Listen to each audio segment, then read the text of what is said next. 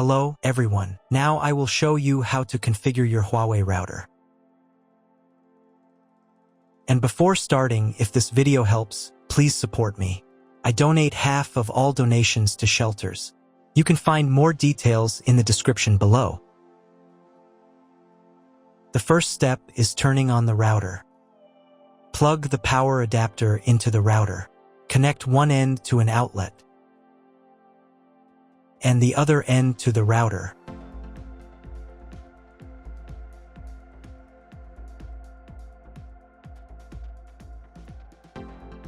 When the router powers on, the indicator will illuminate. It may take a few minutes for it to completely turn on. The next step is to connect the cable from your internet service provider or from your modem to the internet port. This port is often marked as internet and typically has a different color. Each cable should be inserted until it clicks. You now need to reset the router to its original factory settings. Hold down the reset button on the router for 10 seconds. Wait for the router's indicator lights to start flashing. Occasionally, this button can be found inside the router casing to avoid accidental presses. In this case, use a thin object to press it down.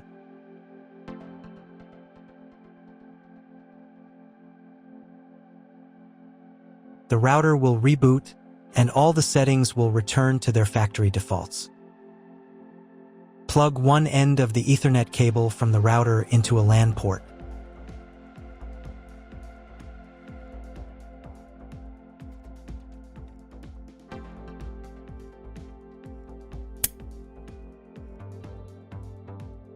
The other end into the Ethernet card of your computer or laptop.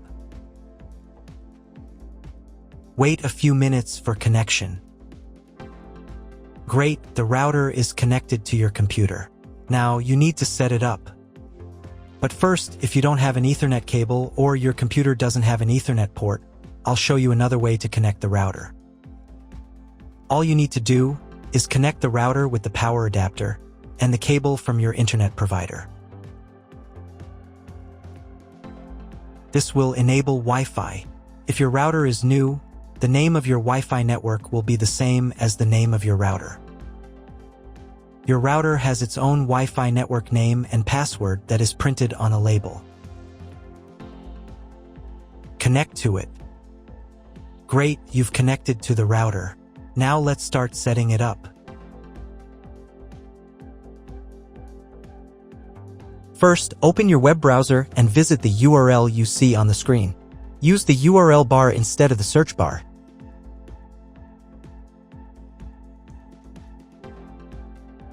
At the very beginning, you will see a form to enter the password. Usually, it is admin. If these credentials are wrong, then find label on your router. The credentials are often printed on the bottom of the device.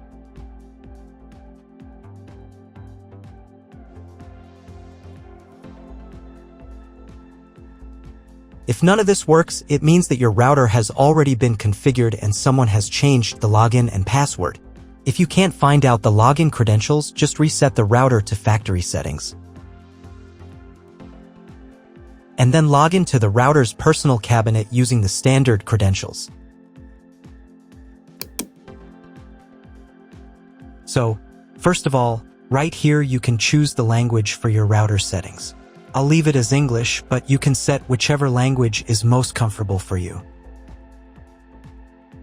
Next, you need to check this little box to confirm your choice.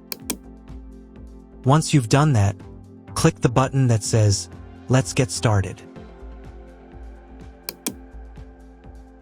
On this page, you'll see an option to enable automatic updates for your router. Auto update is recommended because it makes sure you always have the most up-to-date features, security patches, and a smoother overall experience. When this option is enabled, the router will automatically install available updates if it's not in use between 3 to 5 a.m. Personally, I don't want my router to update its firmware on its own, so I'll select the option Manually Install Updates. This way, I'll be able to decide exactly when I want to update. On the next page, you'll need to set your Wi-Fi network name and password.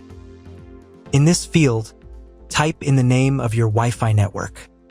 And in this field, enter the password you'd like to use.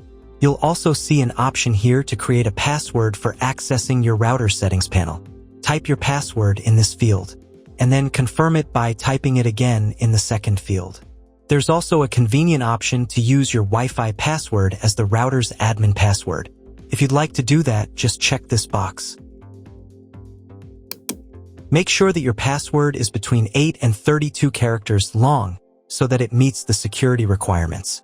Once you've filled everything in, click the next button. On the next page, you'll be asked to select your network mode. In most cases, you don't need to change anything here. Simply click the next button to continue. We're almost done with the setup now.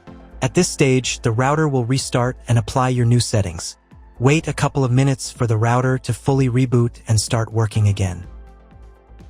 If you are connected to the router via Wi-Fi, you'll now need to reconnect using the updated network name and password you just set. Once you've reconnected, click Next to continue. Now it's time to check if the internet is working. Just open your browser and try searching for something on Google. If you still don't have internet access, don't worry, you may just need to clone your MAC address. To do this, log back into the router's admin panel using your new password.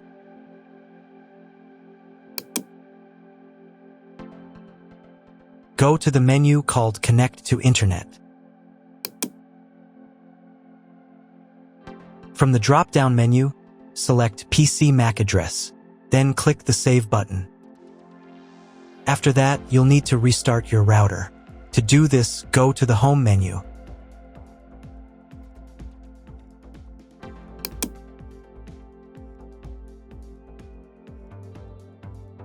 And click this button right here.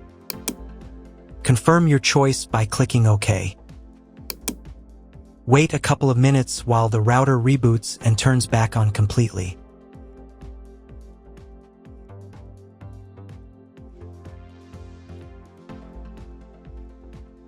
Now check again if the internet is working.